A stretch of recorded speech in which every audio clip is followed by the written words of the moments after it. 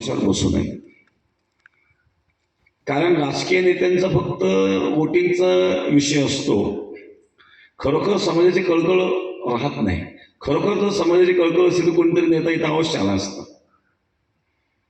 माझं तर मत असं की त्यांनी इथं येऊ पण नाही.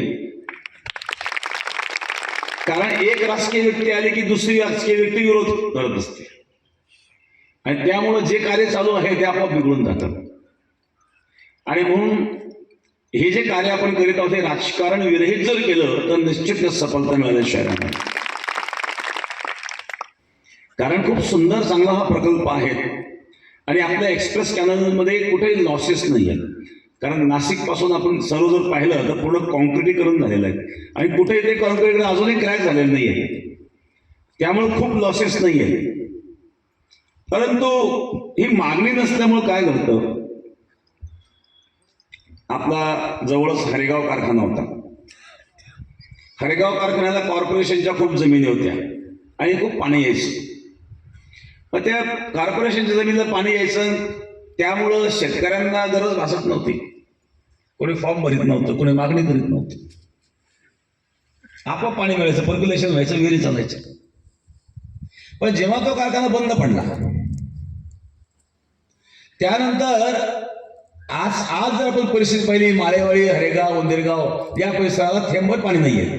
तिथं पूर्वी पाणी येत होतं, आता काय पाणी का नाहीये? कारण ते दीर्घकाळपर्यंत कोणी मागणीच केली नाही. ज्यावेळेला आपण रेकॉर्डली मागणी करीत नाही त्यावेळेला असा अर्थ दिसतो की तुम्हाला गरज नाहीये, त्यामुळे आरक्षण पडत राहतं. आजही आपलं या पाण्यावर आरक्षण पडलंय, दुर्दैव आहे. पण असं जर दुर्लक्ष राहिलं तर आणखी हे पाणी नष्ट होईल आणि तो कॅनल बंद होईल.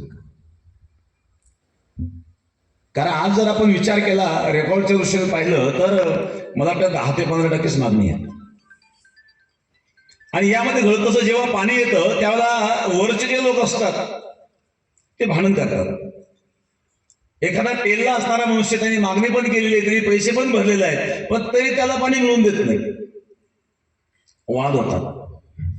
पण सर्वांनीच जर मागणी केली आणि सर्वांनीच जर योग्य अशा प्रकारे त्या ठिकाणी, आणि त्या फार तो पैसा म्हणजे खूप अल्प असतो, तर म्हणून प्रत्येकाने 100% त्या ठिकाणी वसुली आणि 100% मागणी जर आपण केली तर निश्चित हा प्रकल्प चांगला चालेल. सुदैवाने वैजापूर गंगापूर तालुक्याच्या ज्या जमिनी आहेत त्या खूप चांगल्या दर्जाच्या जमिनी आहेत. एकदा जमिनीला पाणी दिल्यानंतर अशा काही जमिनी महिनाभर पाणी नाही मिळालं तरी ती जात नाही.